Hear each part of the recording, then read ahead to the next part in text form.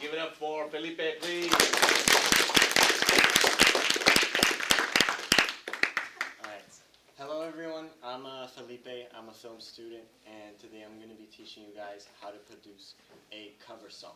So the first step is obviously you got to pick what song you want to cover. And that's kind of easy, but also kind of hard. So I just listed out a couple criteria that you should think about before you decide your song. So first of all, it needs to be a song that you kind of have liked for a long time. Like, don't just pick a song that you started liking last week, because you're gonna get burnt out really quickly. And just something that you're okay with listening to a lot, because you're gonna have to listen to that song basically a million times. So just pick something you know you're gonna enjoy. And also choose a song with stuff that you know you can recreate. So if the song has a guitar and you don't know how to play the guitar, obviously you can still do that synthetically, but it won't sound as good. And also just choose a song that really speaks to you, or that you have an attachment with. The point is just to pick something you're really confident that you're not gonna burn out on, or just lose confidence or interest in over time. Because this is gonna be a long process if you want to do a cover song. So just pick something you really want to stick with. So this is a song I chose. It's Autumn by Haylog, and I picked it because it kind of just fills out all these criteria, and it's just a song that I enjoy. Alright, so where do you start? First of all, you have to pick your digital audio workstation. So these are some examples of digital audio workstations, and they all have their kind of things they're good at and things they're bad at. I would recommend picking something like FL Studio or Ableton, because those are generally the best one. Pro Tools honestly kind of sucks, but it's free, so you can still use it. But the point is just try to do a lot of research before you pick something, because you don't want to swap around a lot, because if you spend a lot of time switching between digital audio workstations, it's going to take a long time for you to relearn everything. So just do your research and stick with the same one, so that you can learn how to actually create the song instead of spending all your time learning how to figure out how to use the digital audio workstation. So I picked FL Studio because it's kind of beginner friendly, and it's just very robust. It has a lot of good plugins, and it's just it's what most people use in our generation. It's just very modern and a very solid choice. Okay, so now that you've done all that, what do you do? So first off, you're just going to have to listen to the song 100 times, and just try to identify the main sounds. So every song is composed of these four things. You have the main melody part, the drums, the bass, and the vocals. And what you can do is you can use a stem splitter. You can literally just search up online and drag in the MP3 file, and it'll basically take the song and split them into these four things, so it can make it easier for you to recreate every single part individually, and then you can combine them all at the end. And also you have to find the BPM and key, because obviously you can't be playing the song out of key or on the wrong BPM. And then you basically at that point you just start creating, putting sounds down. Obviously this is very song specific, so there's not much I can say about it, so I'll just give an example for what I did. So this is kind of a snippet of what I did with my song. So I like to keep things very organized, because if you kind of throw them all over the place, it can get really messy, and you can lose track of a lot of stuff. So at the top over there, I have those four sections with drums. So that top line is a ton of snares, and then a ton of drums under that, and this kind of shaker sample that's used in the song. And you essentially drums are probably the easiest part, and it's what I like to get started with, because you can kind of get the rhythm of the song going. And then after that, I recorded stuff on my guitar, and the song actually had an electric guitar, but I didn't have an electric guitar, so I just put a ton of distortion on what I recorded. And I mean, it's kind of cool to figure out creative ways to recreate other parts of songs when you're missing something. So that can be really fun. And then I have a volume automation that kind of goes up and down throughout the song, just to keep a movement. And then I have this bass that I remade on Serum. Serum is really useful, and if you're going to spend your money on any plugin, it should be Serum. You can also just pirate it, but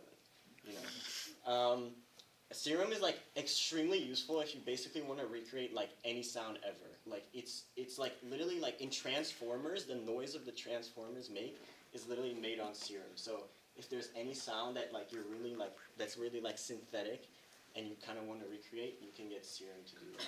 And then under that, I have vocals, and one thing that's really important with your vocals is most songs like layer different vocals, so you're not just gonna sing like once. You're gonna sing like obviously the first time you're gonna have that main track, and then you're gonna have like one version that's like an octave higher and one version that's an octave lower, and you can pan that to like your left and right side of the ear so that your vocals sound more like full and they really shine through all the other like noise in the track.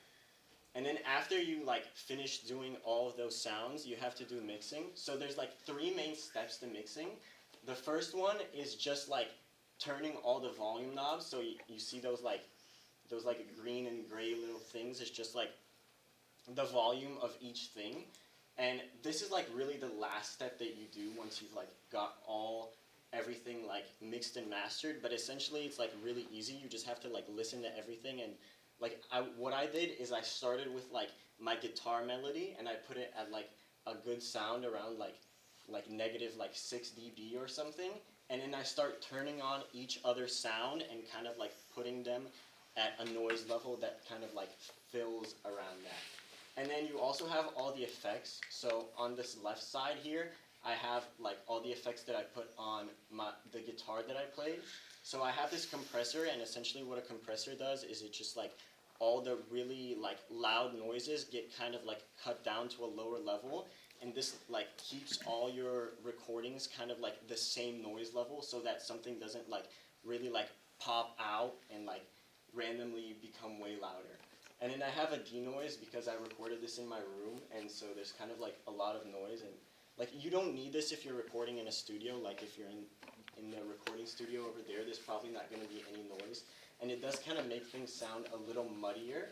So like basically like if you do have access to a studio, I would obviously recommend, which I mean you're all at freestyle, you do, I would recommend just doing that. But you can also just put a denoise if you're recording anywhere else. And then I have a stereo enhancer and a reverb that essentially just make everything sound like more wider and brighter. And then you have an EQ. So essentially every single one of your tracks is going to have this thing called an EQ, which essentially like, think about it like every sound is on this like spectrum of frequencies. At the right side you have like the really high noises, and at the like left side you have the really low noises. So for example, your bass is going to be mostly comprised of like these low noises, but there's still going to be some high noises bleeding through, but you don't want things to clash. So for example, when you have like a bass and a guitar like this guitar is like has a lot of mid and high frequencies, and the bass has a lot of low frequencies.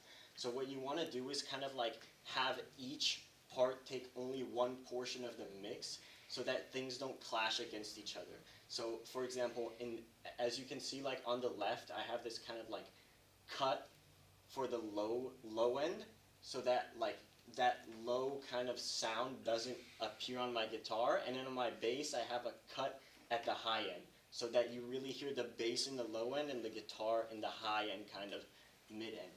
And you essentially just want to do this for every single one of your tracks and just like mix them in a way. And also what I did here in my guitar is all those like dips you see is essentially when I was playing the guitar there was some like harsh frequencies that I didn't really like the sound of, so like I turned them down so that they don't like bleed in as much and sound as annoying. And yeah, that's pretty much it. So here's the song.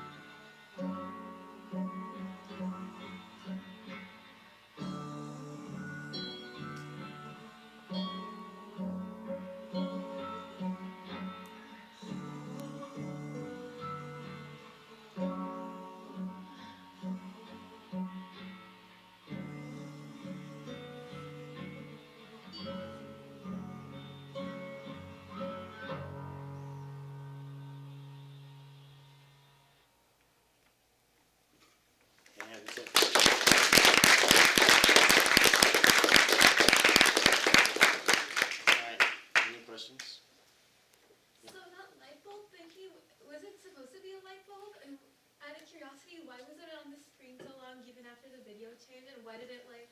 I just didn't have that much footage, so I had to do something creative with it. So I just put a ton of like distortion and everything and messed around.